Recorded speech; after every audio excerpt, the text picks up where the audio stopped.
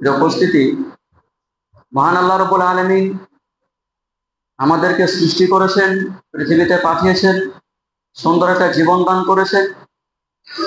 আমরা জানি যে মূলত তার আনুগত্যের জন্য আল্লাহ তাআলা আমাদেরকে পৃথিবীতে পাঠিয়েছেন, তার দাসত্বের জন্য।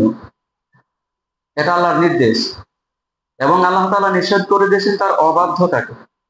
কাজেই আল্লাহ রাব্বুল আলামিনের দাসত্বকে স্বীকার করে যদি পৃথিবীর বুকে কিঞ্চিত পরিমাণ একটা যদি সৎকর্ম করতে পারেন, তাহলে কিয়ামতের দিন সেই সৎকর্মটাকে আমাদেরকে পরিষ্কারভাবে দেখানো হবে।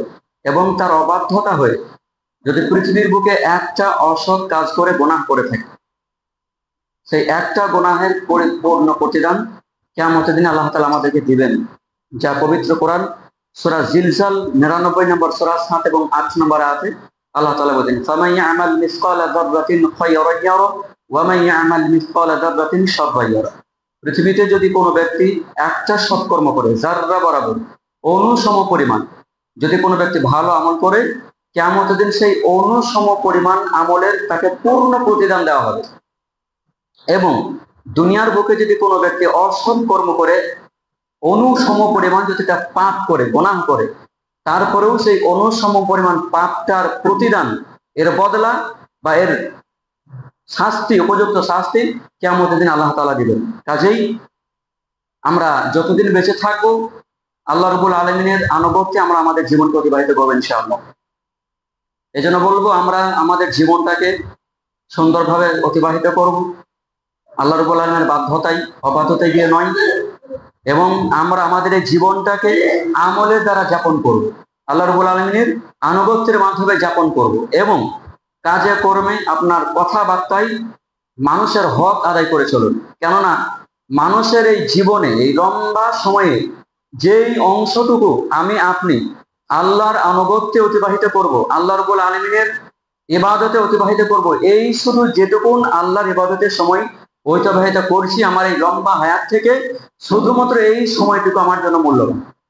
এই জীবনটা শুধু আসল, কিয়ামতের জন্য শুধুমাত্র এই জীবনটা হচ্ছে আসল জীবন। এজন্য আমরা চেষ্টা করব সর্বোচ্চ আল্লাহ রাব্বুল আলামিনের বাধ্যতায়, তার আনুগত্যে আমরা এই জীবনটাকে অতিবাহিত করব। এজন্য আমরা বলি যে বুদ্ধিমান তো সেই ব্যক্তি যে ব্যক্তি তার নিজের জীবনটাকে আল্লাহ রাব্বুল আলামিনের জন্য সঁপে দেয় এবং তার পুরো জীবনটাকে আল্লাহ রাব্বুল আলামিনের আনুগত্যের মাধ্যমে অতিবাহিত করে, এবং মৃত্যুর পর পরবর্তী জীবনের জন্য উত্তম কাজ সে অগ্রিম ব্যবস্থাপনা করে, সে হচ্ছে বুদ্ধিমান। আর হতভাগা তো ওই ব্যক্তি যে ব্যক্তি তার নিজের জীবনটাকে আল্লাহ রাব্বুল আলামিনের অবাধ্যতায় কাটাচ্ছে, যে তার নিজের জীবনটাকে আল্লাহ রাব্বুল আলামিনের নাফরমানিতে কাটাচ্ছে। ওই ব্যক্তি হতভাগা যে ব্যক্তি তার নিজ প্রবৃত্তির অনুসরণ করে, শয়তানের আনুগত্য করে, নিজ নাফসের গোলামি করে, আল্লাহ রাব্বুল আলামিনের ইচ্ছার উপরে মানুষ নিজের ইচ্ছাকে প্রাধান্য দেয়, ওই ব্যক্তি হচ্ছে হতভাগা। এমন শ্রেণীর মানুষ থেকে আমরা আল্লাহ রাব্বুল আলামিনের নিকট পানাহ চাইবো। আল্লাহ রাব্বুল আলামিন যেন আমাদের এই জীবনটাকে, যেটুকুন হায়াত আমরা বাকি জীবনটা পেয়েছি বা পাবো, আল্লাহ রাব্বুল আলামিন যেন এই জীবনটাকে আমাদের সৎ কর্মের মাধ্যমে জীবন যাপন করতে পারি, সেই তৌফিক আল্লাহ তুমি আমাদেরকে দাও, আল্লাহুম্মা আমিন। এর উপস্থিতি, প্রত্যেকটা মানুষের একটা আলাদা আলাদা উদ্দেশ্য থাকতে পারে, কিন্তু আমার আপনার মুমিনদের উদ্দেশ্য একটা হবে, সেটা আল্লাহ রাব্বুল আলামিনকে সন্তুষ্ট করা। আল্লাহ আমাদের মূল উদ্দেশ্য হবে মহান আল্লাহ রাব্বুল আলামিনকে সন্তুষ্ট করা, তাকে রাজি খুশি করা।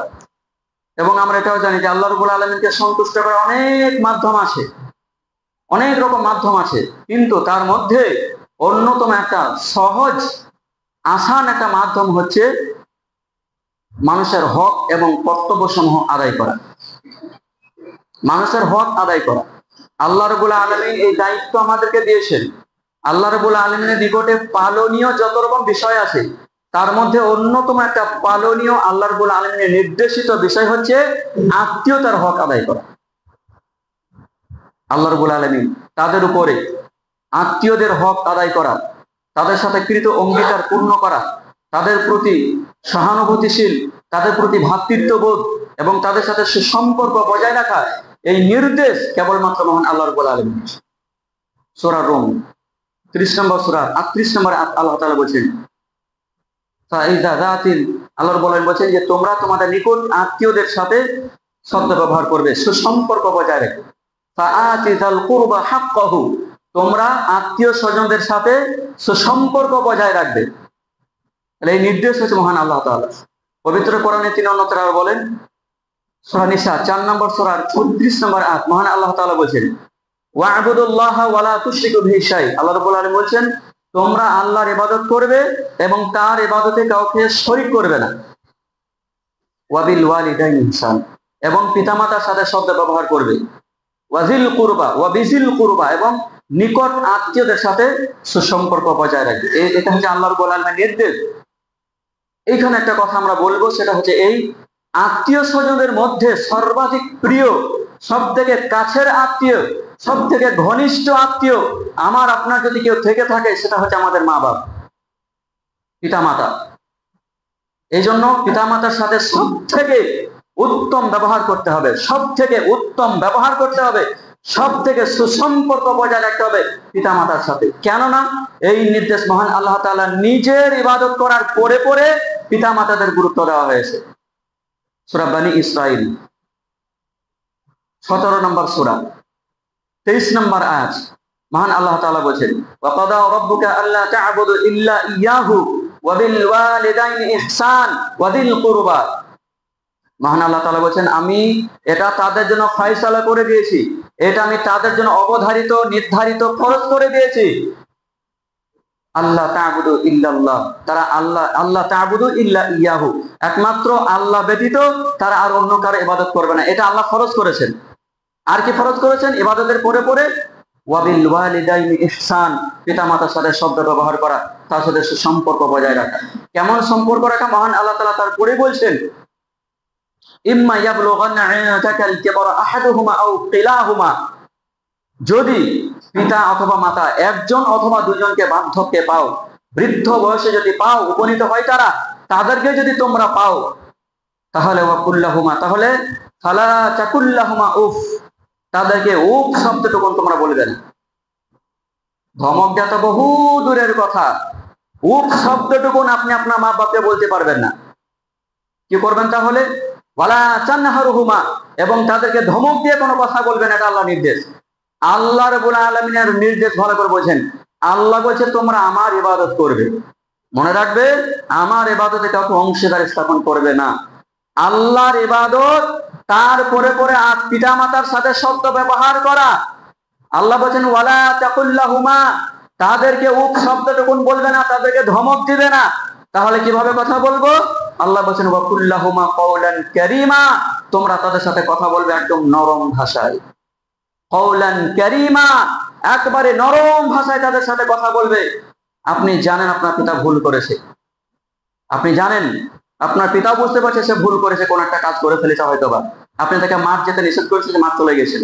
আপনি বাজার যেতে নিষেধ করেছিলেন, সে বাজার চলে গেছে অসুস্থ শরীর নিয়ে। আপনি বলতে পারবেন না ধমক দিয়ে যে আমি তোমাকে নিষেধ করলাম বাজার যেতে, তুমি বাজার গেলে কেন? তোমাকে মাঠ যেতে নিষেধ করলাম, তুমি মাঠ গেলে কেন? এই ধমক দেওয়ার পারমিশন আল্লাহ দিচ্ছেন না। আল্লাহ বলছেন ওয়াকুল্লাহুমা কওলান কারীমা, আল্লাহ বলছেন তাদের সাথে কথা বলবে একেবারে নরম সুরে, একবারে কণ্ঠস্বর নিচু করে, মাথা নিচু করে, কণ্ঠস্বর নিচু করে আস্তে আস্তে বলতে হবে আব্বাজান এই বিষয়টা এমন হবে, এই পদ্ধতিটা ভুল। একবারে নরম সুরে কথা বলতে হবে, এটা আল্লাহর নির্দেশ। তাহলে আত্মীয় স্বজনদের সাথে সুসম্পর্ক বজায় রাখার, তার মধ্যে অন্যতম একজন আত্মীয়, সর্ব উৎকৃষ্ট আত্মীয়, সব থেকে ঘনিষ্ঠ এবং কাছের আত্মীয় হচ্ছে পিতামাতা। পিতামাতার সাথে সদ্য ব্যবহার আমরা করবো ইনশাআল্লাহ তাআলা। তাহলে আল্লাহ রাব্বুল আলামিনের নির্দেশ, আল্লাহর ইবাদত করো, পিতামাতার সাথে সদ্য ব্যবহার করো এবং আত্মীয়দের সাথে সুসম্পর্ক বজায় রাখো। কাজেই আত্মীয় স্বজনদের সাথে সুসম্পর্ক বজায় রাখা একটা বড় হক, এটা বড় একটা ইবাদত, একটা বড় দায়িত্ব, একটা বড় আমল। এই ইবাদত থেকে আমরা যেন কেউ গাফিল হয়ে না যাই। তাহলে আত্মীয় স্বজনদের বন্ধন মানুষের প্রতি একের উপরে ভালোবাসা, ভ্রাতৃত্ববোধ, মায়া, মমতা, প্রশান্তি যোগায় এবং শত্রুতা, ঘৃণা, বিচ্ছিন্নতা এটা দূর করে দেয়। এই আত্মীয়তার সম্পর্ক, সুসম্পর্ক বজায় রাখার মাধ্যমে ভালোবাসা ফিরে আসে, শত্রুতা দূর হয়ে যায়। আর এই নির্দেশ শুধুমাত্র আমাদের জন্য তা নয়, বরং ইতিপূর্বে যত নবী এসেছিলেন প্রত্যেক কওমকে আল্লাহ রাব্বুল আলামিন এই দায়িত্ব দিয়েছিলেন। ইতিপূর্বে মূসা আলাইহিস সালামের কওমের ব্যাপারে মহান আল্লাহ তাআলা বলেছেন, বনী ইসরাঈলের কথা আলোচনা করতে গিয়ে আল্লাহ তাআলা বলেছেন, ওয়া ইয আখাযনা মিসাকা বনী ইসরাঈল লা তা'বুদুনা ইল্লাল্লাহ। আল্লাহ বলেছেন, তোমরা স্মরণ করো বনী ইসরাঈলের কথা, যেখানে আমি তাদের কাছ থেকে অঙ্গীকার নিয়েছিলাম, আমি তাদের কাছ থেকে ওয়াদা নিয়েছিলাম এই বিষয়ে যে তারা একমাত্র আল্লাহর ইবাদত করবে, আল্লাহ ব্যতীত অন্য কারো ইবাদত করবে না। ওয়াবিল ওয়ালিদাইনি ইহসান, পিতামাতার সাথে সদ্ব্যবহার ব্যবহার করবে। ওয়াজিল কুরবা, এবং আত্মীয় স্বজনের সাথে সুসম্পর্ক বজায় রাখবে। বনী ইসরাঈলের কাছ থেকে ওয়াদা নিয়েছিলেন মহান আল্লাহ তাআলা, আল্লাহ রাব্বুল আলামিন ওয়াদা নিয়েছিলেন তাদের কাছ থেকে। সেই দায়িত্ব মহান আল্লাহ তাআলা আমাদেরকে দিয়েছেন, মুহাম্মদ সাল্লাল্লাহু আলাইহি ওয়াসাল্লামের কওম হিসেবে সেই দায়িত্ব মহান আল্লাহ তাআলা আমাদেরকে দিয়েছেন। অন্যত্রে সূরা তাহা, সূরা রা'দ, সূরা নম্বর 13 আয়াত নম্বর 20 এবং 21 নম্বর আয়াত আল্লাহ তাআলা বলেন, আল্লাযিনা ইউফুনা বিআহাদিল্লাহ, যারা আল্লাহ রাব্বুল আলামিনের অঙ্গীকারকে পূর্ণ করে, ওয়ালা ইয়ানকুদুনাল মিসাক, এবং যারা অঙ্গীকার চুক্তি ভঙ্গ করে না, তারা ওয়াদা ভঙ্গ করে না। আল্লাযিনা ইয়াসিলুনা মা আমারাল্লাহু বিহি আইয়ুসালা, এবং আল্লাহ রাব্বুল আলামিন যেই সম্পর্ককে অটুট রাখতে নির্দেশ দিয়েছেন, যে সম্পর্ককে মজবুত রাখতে, অক্ষুণ্ণ রাখতে নির্দেশ দিয়েছেন, সেই সম্পর্কে তারা অটুট রাখে, অক্ষুণ্ণ রাখে। ওয়া ইয়াখশাউনা রাব্বাহুম, এবং তারা আল্লাহকে ভয় করে। ওয়া ইয়াখাফুনা সুআল হিসাব, এবং কিয়ামতের দিনে মন্দ হিসাবকে তারা ভয় করে। আমাদের মধ্যে আমরা যারা আল্লাহ আমাদেরকে যে ওয়াদা দিয়েছেন, অর্থাৎ আত্মীয় স্বজনদের সাথে সুসম্পর্ক বজায় রাখা, তাদের মাঝে পরস্পরের ভালোবাসা সমৃদ্ধ রাখা, এই একদম মৃত্যু পর্যন্ত আমরা যদি এই দায়িত্ব পালন করতে পারি, আল্লাহকে যদি প্রকৃতভাবে ভয় করতে পারি, এবং কিয়ামতের দিনে মন্দ হিসাব দিতে হবে, এই জিনিসকে ভয় রেখে যদি আমরা দিনের জীবন যাপন করতে পারি, ইনশাআল্লাহ পরকাল জীবন আমাদের জন্য সুসংবাদ থাকবে ইনশাআল্লাহ তাআলা। আমরা আশাবাদী। উপস্থিতি, আল্লাহ রাসূল সাল্লাল্লাহু আলাইহি ওয়াসাল্লাম এর সাহাবী আসলেন। সেই বুখারী গ্রন্থের হাদিস 78 নম্বর অধ্যায় 5983 নম্বর হাদিস। একজন সাহাবী এসে আল্লাহ রাসূল সাল্লাল্লাহু আলাইহি ওয়াসাল্লাম জিজ্ঞাসা করছেন, বলছেন, সাআলা রাসূলুল্লাহ সাল্লাল্লাহু আলাইহি ওয়াসাল্লাম আখবিরনি বিআমালিন ইউদখিলুল জান্নাহ। আল্লাহ রাসূল সাল্লাল্লাহু আলাইহি ওয়াসাল্লাম কাছে বলছেন, ইয়া রাসূলুল্লাহ, আমাকে এমন একটা আমলের কথা বলেন, এমন কিছু আমলের কথা বলে দেন যে আমলগুলো করলে আমি অতি সহজে আমি জান্নাতে যেতে পারবো। খুব তাড়াহুড়ো করে বলবো, সহজে বুঝে নেবেন। আল্লাহ রাব্বুল আলামিন বলছেন, রাসূল সাল্লাল্লাহু আলাইহি ওয়াসাল্লাম বলছেন, তা'বুদুল্লাহ ওয়া লা তুশরিকু বিহি শাইআ, তোমরা আল্লাহর ইবাদত করবে। ওই ব্যক্তিকে বলছেন, ওই ব্যক্তি জানতে চাইলেন যে আমাকে কিছু আমলের কথা বলেন যে আমলগুলো করলে আমি অতি সহজে জান্নাতে যেতে পারবো। জান্নাতে যাওয়ার আমল জানতে চাইলেন। আল্লাহ রাসূল বলেন, তা'বুদুল্লাহ ওয়া লা তুশরিকু বিহি শাইআ, তোমরা আল্লাহর ইবাদত করবে, তুমি আল্লাহর ইবাদত করবে এবং তার ইবাদতে কাউকে অংশ স্থাপন করবে না, এবং ওয়াতুকিমাস সালাত, 5 ওয়াক্ত সালাত আদায় করবে যে কোনো উপায়ে, ওয়াতুতিজ যাকাত, এবং যাকাত আদায় করবে, আর ওয়াতাসিলুর রহিমা, এবং আত্মীয়তার সম্পর্ক সুন্দর রাখবে, আত্মীয়তার সম্পর্ক মজবুত রাখবে। এই 4টা নির্দেশ মহান আল্লাহ রাব্বুল আলামিন রাসূল সাল্লাল্লাহু আলাইহি ওয়াসাল্লাম তাকে দিলেন। আল্লাহর ইবাদত করা, 5 ওয়াক্ত সালাত আদায় করা, যাকাত দেওয়া, এবং আত্মীয় স্বজনদের সাথে সুসম্পর্ক বজায় রাখা। বোঝা যাচ্ছে আত্মীয় স্বজনদের সাথে যদি সুসম্পর্ক রাখা যায়, ভালো সম্পর্ক রাখা যায়, তাহলে কিয়ামতের দিনে আমাদের জন্য জান্নাত রয়েছে, যা রাসূল সাল্লাল্লাহু আলাইহি ওয়াসাল্লাম বলেন, হাদিস বুখারী। আত্মীয় স্বজনের হক মানে কি? সময় অসময়ে তাদের খোঁজ খবর নেওয়া, তাদের সাথে উত্তম সম্পর্ক, সুসম্পর্ক বজায় রাখা, তাদের সাথে ভ্রাতৃত্ব বোধ রাখা, বিপদে আপদে তাদের পাশে দাঁড়ানো, খুশির সময় তাদের পাশে দাঁড়িয়ে খুশি উপভোগ করা, বিপদের সময় তাদের পাশে দাঁড়িয়ে তাদের বিপদকে ভাগ করে নেওয়া, এবং সময় অসময়ে তাদের খোঁজ খবর নেওয়া, নিজ সাধ্য মোতাবিক তাদেরকে সাহায্য সহযোগিতা করা, ইত্যাদি সবকিছু হকের মধ্যে পড়ে। আর এই হক মহান আল্লাহ তাআলা দিয়েছে। আত্মীয় স্বজনের হক আদায় করা, এই নির্দেশ মহান আল্লাহ তাআলা দিয়েছেন। কাজেই আত্মীয় স্বজনের এই হক আমরা যথাযথ আদায় করব ইনশাআল্লাহ তাআলা আজিজ। আত্মীয়তার সম্পর্ক, সেই বুখারী গ্রন্থের হাদিস 78 নম্বর অধ্যায় 5987 নম্বর হাদিস। আল্লাহ রাসূল সাল্লাল্লাহু আলাইহি সাল্লাম বলেছেন, মহান আল্লাহ রাব্বুল আলামিন যখন পৃথিবীর সব কিছুকে সৃষ্টি করলেন, সমস্ত কিছুকে সৃষ্টি করার পর যখন আল্লাহ রাব্বুল আলামিন অবসর গ্রহণ করলেন, তখন আত্মীয়তার সম্পর্ক, ওই আত্মীয় সম্পর্কটা উঠে দাঁড়িয়ে আল্লাহ রাব্বুল আলামিন কোমরকে একদম ঝাপটে ধরলেন, এবং বারবার তিনি বলছেন, হে আল্লাহ, আমি নিন্দিত, হে আল্লাহ, আমি বিচ্ছিন্নতা, হে আল্লাহ, আমাকে আমি সম্পর্কে ছিন্নকারী, তুমি আমাকে হেফাজত করো। তখন রাসূল আল্লাহ রাব্বুল আলামিন ওই সম্পর্কটাকে বলছেন, মানে আত্মীয়তার সম্পর্কটাকে মহান আল্লাহ তাআলা বলছেন, তুমি কি এই বিষয়ে খুশি নও? যে ব্যক্তি তোমার সাথে সম্পর্ক বজায় রাখবে, আমি তার সাথে সম্পর্ক রাখবো। আল্লাহ বলছেন এবার, যে তোমার সাথে যে সম্পর্ক ঠিক রাখবে, আমি মহান আল্লাহ তাআলা তার সাথে সম্পর্ক ঠিক রাখবো। আর যে ব্যক্তি তোমার সাথে সম্পর্ক ছিন্ন করবে, আমি মহান আল্লাহ তাআলা তার সাথে সম্পর্ক ছিন্ন করবো। তারপরে একটা হাদিস, সহিহ বুখারী ৭৮ নম্বর অধ্যায় 5988 নম্বর হাদিস। আবু হুরায়রা রাদিয়াল্লাহু তাআলা আনহু বলেন, আল্লাহ রাসূল সাল্লাল্লাহু আলাইহি সাল্লাম বলেন, ইন্না রহিমা সুজনাতুন মিনার রহমান। রহিম মানে আত্মীয়তার সম্পর্ক, রক্তর সম্পর্ক হচ্ছে আল্লাহ রাব্বুল আলামিন থেকে। রহমানের একটা অংশ, রহমানের একটা অংশ, সেটা হচ্ছে রহিম মানে আত্মীয়তার সম্পর্ক। আল্লাহ বলছেন, ওয়াকাল আল্লাহু তাআলা, আল্লাহ তাআলা বলছেন, মান ওয়াসালাকে ওয়াসালতুহু। আত্মীয়তার সম্পর্ককে আল্লাহ বলছেন পৃথিবী মানুষকে উদ্দেশ্য করে, যে ব্যক্তি তোমার সাথে সুসম্পর্ক বজায় রাখবে, আমি মহান আল্লাহ তাআলা তার সাথে সম্পর্ক বজায় রাখবো। এবং ওয়ামান কাতাআকি কাতাআতুহু, যে ব্যক্তি তোমার সাথে সম্পর্ক ছিন্ন করবে, আমি মহান আল্লাহ তাআলা তার সাথে সম্পর্ক ছিন্ন করব। মানুষের জীবনে যতই সফলতা অর্জন করুক, মানুষের জীবনে একটাই সফলতা অর্জনের সব থেকে যেটা খুশি দেবে, সব থেকে আনন্দদায়ক যে বিষয়, সেটা হচ্ছে মহান আল্লাহ রাব্বুল আলামিন আমার আপনার প্রতি সন্তুষ্ট থাকা। আল্লাহ রাব্বুল আলামিন আপনার প্রতি সন্তুষ্ট থাকা। আল্লাহ যদি আমার উপর সন্তুষ্ট না থাকে, আর আমি গোটা পৃথিবীর সম্পদের মালিক যদি হয়ে যাই, তারপর আমি ব্যর্থ। কেননা কিয়ামতের দিন নাজাত পাওয়ার জন্য, জাহান্নাম থেকে মুক্তি পাওয়ার জন্য আল্লাহ রাব্বুল আলামিনের সন্তুষ্ট অনেক এক বড় জরুরি।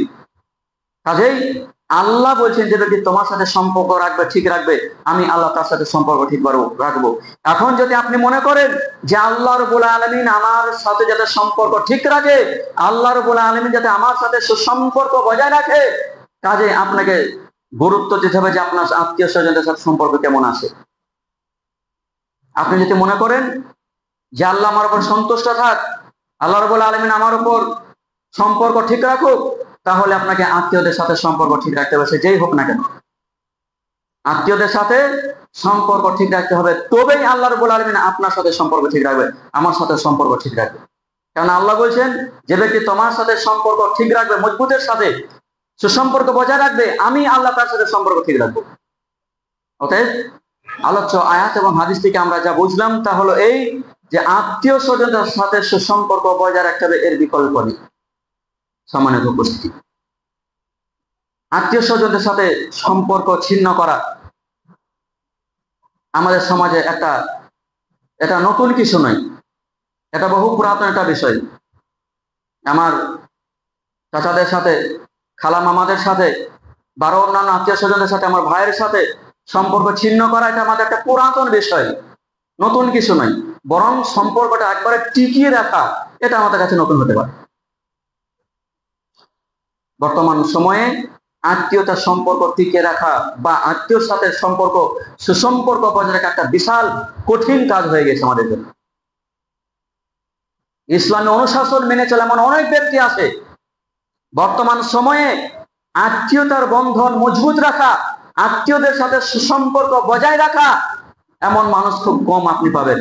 এমন মানুষ আপনি পাবেন যে ব্যক্তি ইসলামিক অনুশাসন মেনে চলে, ইসলামের যাবতীয় বিধিবিধান মেনে চলে, নামাজের ব্যাপারে পাবন্দি বলেন, দান খায়রাতের বলেন, ঠিকঠাক বলেন, অন্যান্য ইবাদত সিয়ামের ব্যাপারে বলেন, হজ পালন করার ক্ষেত্রে বলেন, পৃথিবীতে যাবতীয় যত রকমের ইবাদত আছে, সব ইবাদত ঠিকঠাক ভাবে পালন করলেও একটু খোঁজ খবর নিয়ে দেখেন তার আত্মীয় স্বজনের সাথে সম্পর্ক ঠিক নেই।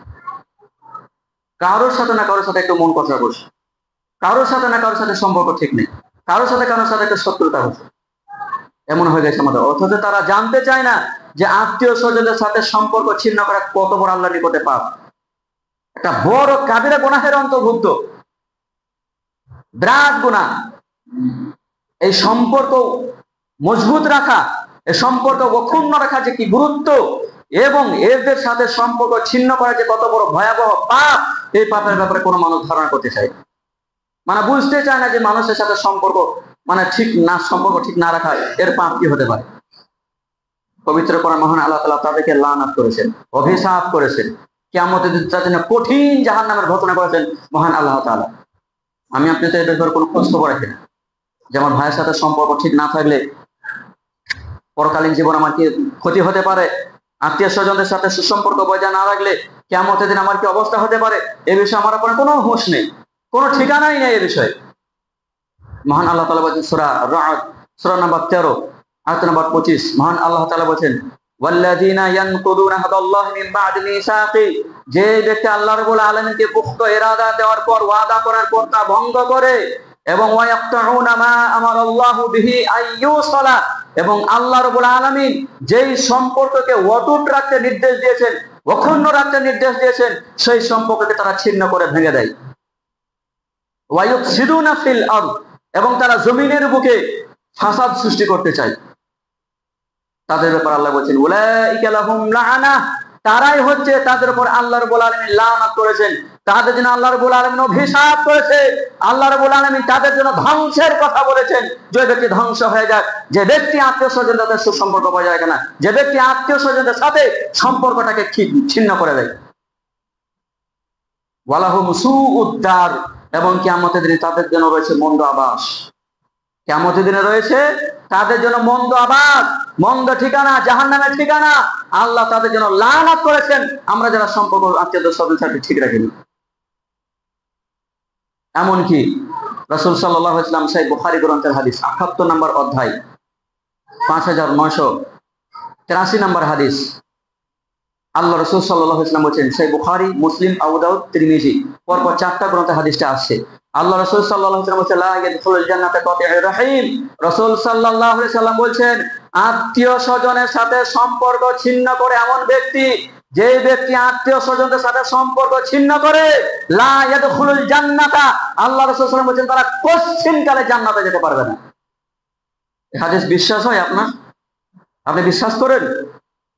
ঈমান আছে বিশ্বাস করার মতো? রাসূল সাল্লাল্লাহু আলাইহি ওয়াসাল্লাম একদম চূড়ান্ত হাদিস, তিনি বলছেন, যে ব্যক্তি আত্মীয় স্বজনদের সাথে সম্পর্ক ছিন্ন করে, লা ইয়াদখুলুল জান্নাতা, ওই ব্যক্তি জান্নাতে যেতেই পারে না। আপনি মনে মনে খুব ভাবছেন, ঠিক আছে আমি নামাজ পড়ছি, রোজা করছি, দান খায়রাত করছি, বেশ সাহায্য করছি, সময় অসময়ে সম্পর্ক একটু টুকটাক যদি অসম্পর্ক মানে সম্পর্ক যদি চিহ্ন থাকে, আল্লাহ আমাকে ধরবেন না। অথচ পবিত্র কোরআনে আল্লাহ তাদেরকে লানত করেছেন, রাসূল সাল্লাল্লাহু আলাইহি ওয়াসাল্লাম বলেছেন তারা জান্নাতে যেতে পারবে না।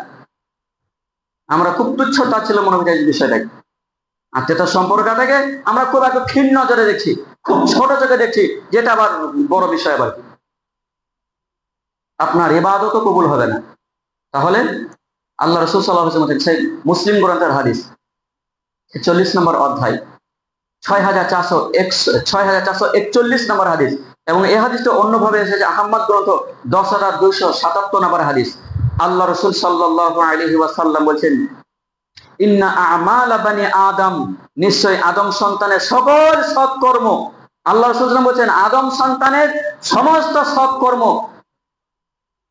তুরাদু কুল্লু খামসিন লাইলাতাল জুমআহ, আল্লাহ রাসূল সাল্লাল্লাহু আলাইহি ওয়াসাল্লাম বলেন প্রত্যেক বৃহস্পতিবার দিন, জুমার দিনে রাত্রে আল্লাহ রাব্বুল আলামিনের কাছে পেশ করা হয়। এটা প্রত্যেক সপ্তাহে হয়ে থাকে, প্রত্যেক সপ্তাহে, প্রত্যেক বৃহস্পতিবার দিন, শুক্রবারের রাত্রে, জুমার দিনের রাত্রে তুরাদু আমাল, আল্লাহ রাব্বুল আলামিনের নিকটে সমস্ত আমল পেশ করা হয়, সৎকর্ম, সব সৎকর্মগুলোকে আল্লাহ রাব্বুল আলামিনের সামনে পেশ করে কবুলের জন্য, কবুল করার জন্য। ফালা ইউকবালু আমালুল ফাতিহুর রহিম, রাসূলুল্লাহ সাল্লাল্লাহু আলাইহি ওয়াসাল্লাম বলেন ওই ব্যক্তির আমল কবুল করা হয় না, ওই ব্যক্তির আমলকে তুচ্ছ ছুঁড়ে ফেলে দেওয়া হয়, ওই ব্যক্তির আমলকে আল্লাহ কবুল করেন না। লা ইউকবালু, আল্লাহ কবুলই করেন না ওই ব্যক্তির আমল, যে ব্যক্তি আত্মীয় স্বজনদের সাথে সম্পর্ক ছিন্ন করে। এবার দেখেন তো আপনার পিতা মাতার সাথে আপনার সম্পর্ক কেমন, আপনার ভাই বোনের সাথে আপনার সম্পর্ক কেমন, আপনার ফুফুদের সাথে সম্পর্ক কেমন, আপনার মামাদের সাথে সম্পর্কে কেমন, আপনার চাচাদের সাথে সম্পর্কে কেমন, একটু মিলে দেখুন তো এবার। আর আপনি 5 ওয়াক্ত সালাত আদায় করছেন, আপনি যাকাত দিচ্ছেন, রমাদান মাসে সিয়াম পালন করছেন, কাদা কাদা অর্থ সম্পদ দান করছেন, এসব কিছু বিফলে চলে যাচ্ছে না তো? আল্লাহ রাসূল সাল্লাল্লাহু আলাইহি ওয়াসাল্লাম বলেছেন ওই ব্যক্তির পক্ষ থেকে আমল কবুলই করা হবে না। কত গাদা গাদা আমল করেছে, আমল আল্লাহ দেখবেন না। কত বড় আমল করেছে, কথা আল্লাহ দেখবেন না। আল্লাহ কবুলই করবে না তার আমলকে।